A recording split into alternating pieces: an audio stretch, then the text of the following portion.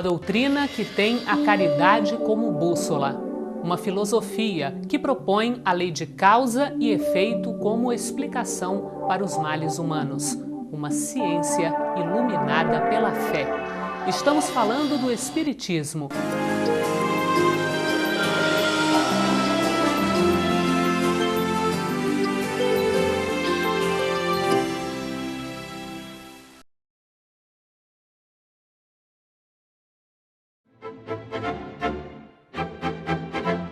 Olá, começa agora o programa Transição e é com muita alegria que contamos com a sua audiência. No programa de hoje vamos falar sobre sonhos.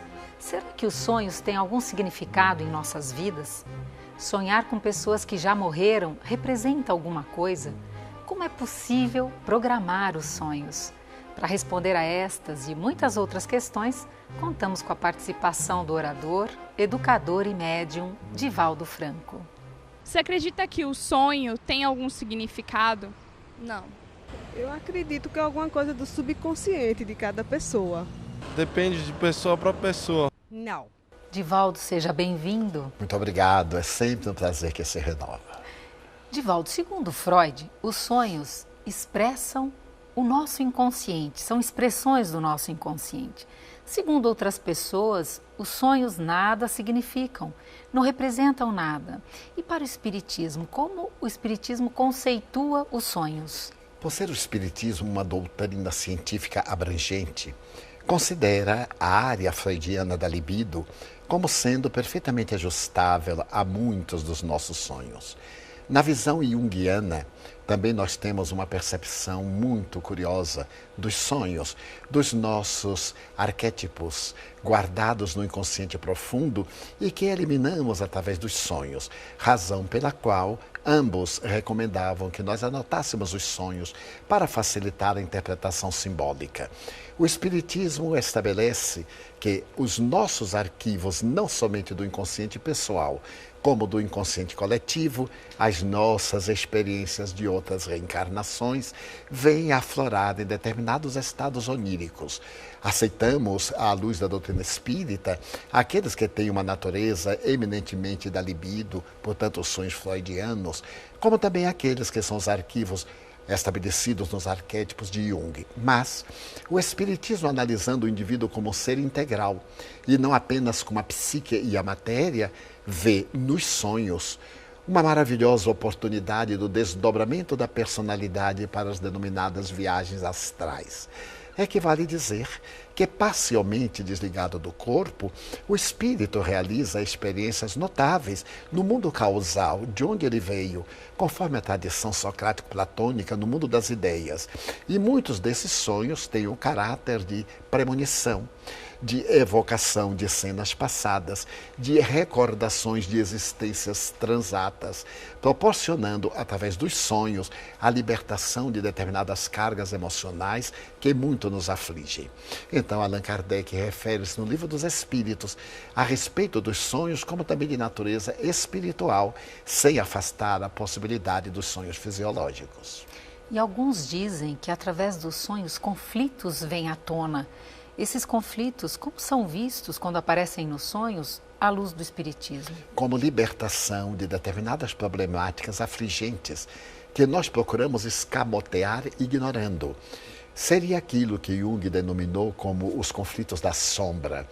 Essa sombra perturbadora que nós evitamos dar-lhe oportunidade de transformar-se em luz, permanece em nosso inconsciente, gerando situações muito embaraçosas.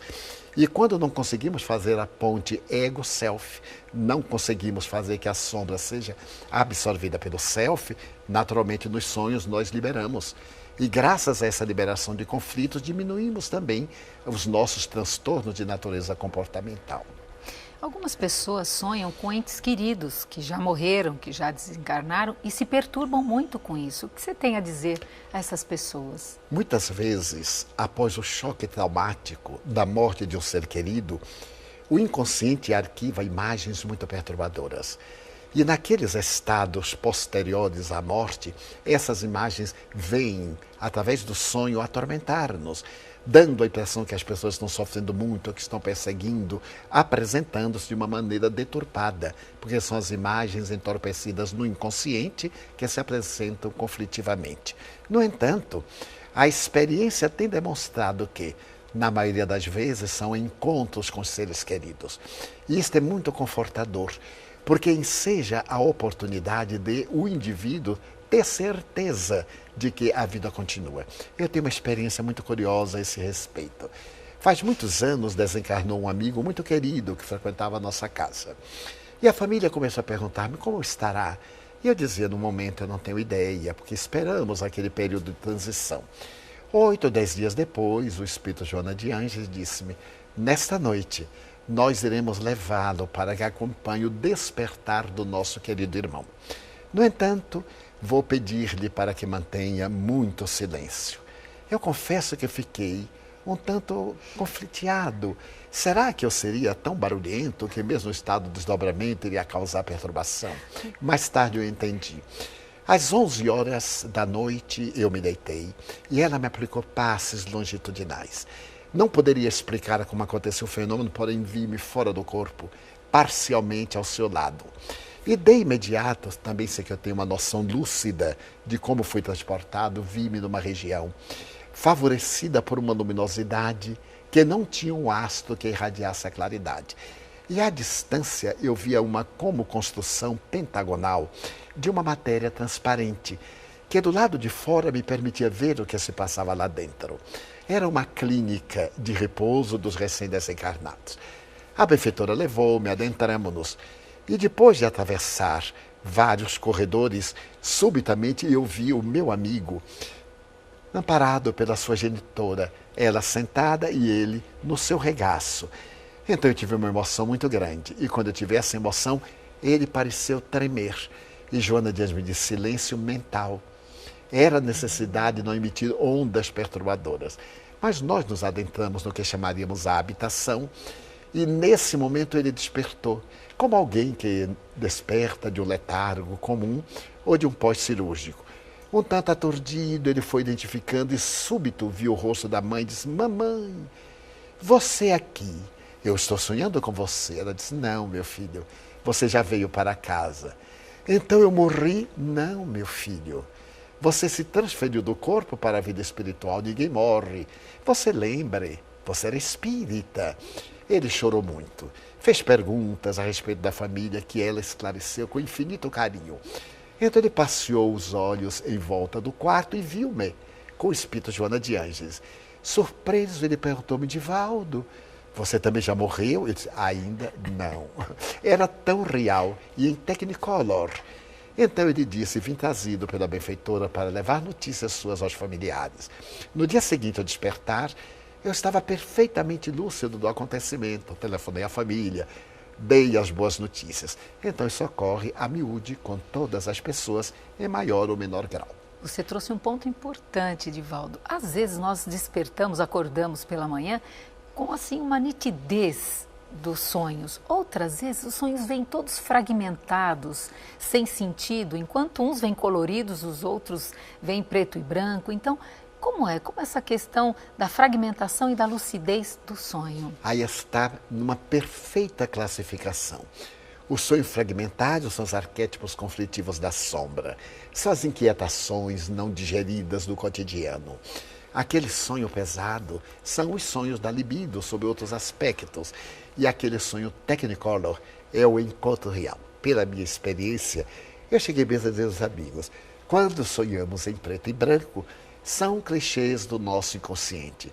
Quando sonhamos com as coisas, meu Deus, a grama era tão verde, eu consigo descrever a indumentária. Foi um encontro real e o espírito traz de volta e imprime na memória atual a lembrança desses encontros espirituais. E já que você está falando aí sobre lembrança, porque na maioria das vezes, a maioria dos seres humanos não lembra nada do que sonhou, Divaldo? É muito comum dizerem-me, eu nunca sonhei. Todos nós sonhamos. Ocorre que nem sempre o espírito imprime no consciente atual aquelas expressões do sonho. Talvez para não nos perturbarmos por misericórdia divina. Por outra, por fenômenos que transcendem, são transtornos psicológicos, conflitos, inquietações, temores que bloqueiam a lembrança dos sonhos. Mas todos sonhamos. Divaldo, você está dizendo uma coisa tão importante, porque dia desses eu estava estudando a respeito dos sonhos e existe uma pesquisa que foi feita da seguinte maneira: a pessoa dormia 8 horas por noite, tranquilamente, 8 horas. Só que na hora que ela estava sonhando, isso é possível pelo movimento rápido dos olhos, né? O movimento REM. Quando ela estava iniciando o sonho, ela era despertada. Então, eles foram fazendo uma pesquisa que mostrou o seguinte: primeiro dia dormia 8 horas, mas naquele momento que ela estava começando a sonhar, ela era despertada. Na primeira, segunda, na terceira, na quarta noite, no dia seguinte, quando ela despertava, ela começou a ter alucinações. A pessoa começa a ficar num desequilíbrio durante o dia. Por que o sonhar é vital e tão importante na nossa vida, Divaldo? Porque é uma espécie de catarse do inconsciente. Liberta principalmente aquelas preocupações. Muitas vezes eu sou sacudido por sonhos muito peculiares. Como eu viajo muito, eu tenho frequentes sonhos que perdi o ticket, que perdi a maleta, a pasta e acordo angustiado. Então, fazendo uma autopsicanálise, eu constatei que a minha preocupação é tão grande em não perder que o inconsciente converte numa catarse perdendo. Então agora eu já não me preocupo mais. Eu procurei estabelecer o seguinte: se perder é um fenômeno normal, todo mundo perde, eu não posso ser exceção. E deixei de sonhar. Ao libertar-me da pressão psicológica, eu naturalmente me libertei do conflito. E então a sombra cedeu lugar à tranquilidade. Você está trazendo um ponto também muito importante, Divaldo, porque o sonho tem significado para o sonhador. Porque existem pessoas que vão em alguns livros ali que dizem alguns significados um tanto quanto simplistas, né? Do que significa sonhar com tal situação ou com outro. O que você tem a dizer, Divaldo? Eu estive lendo recentemente uma página muito bonita de Carl Gustav Jung. Sim. E ele fala exatamente disso, que o indivíduo procura, nessa simbologia feita por pessoas hábeis, inescrupulosas, a interpretação que quase nunca corresponde. Pode ser que, por uma coincidência, aquilo suceda. Então, eu me lembro, quando eu era criança, na minha terra, quem sonha com igreja é morte. Isso. Quem sonha com morte é casamento. É claro que não é exatamente assim, porque é muito mais profundo. Isso. A problemática dos sonhos é uma das mais complexas da psique humana. E que é somente ao longo do tempo, a partir de Freud, que edmitizou as tradições como neurologista e psiquiatra depois, é que se começou a descobrir a grandeza do nosso inconsciente, a ponto de ele mesmo dizer que o nosso inconsciente poderia ser considerado um iceberg. A ponta que está acima são 5% daquela que está abaixo. No nosso inconsciente, 95% dos fenômenos são compulsivos, enquanto apenas 5% são das nossas reações conscientes. Daí o sonho é um admirável mecanismo de liberação. E podemos, muitas vezes, quando temos sonhos repetitivos, tormentosos, reprogramar os nossos sonhos. Quando tivermos um pesadelo e acordarmos no momento agônico, com tranquilidade, imaginemos que vai ser diferente. Programemos, porque voltaremos a dormir, sonharemos outra vez, agora com a conclusão que colocamos no inconsciente e desaparece o pesadelo. Então é possível ressonhar o sonho. Exatamente. Desse ressonhar, estamos programando. Isso. Porque nós somos seres que programamos a nossa vida através da mente, do sentimento e das ações.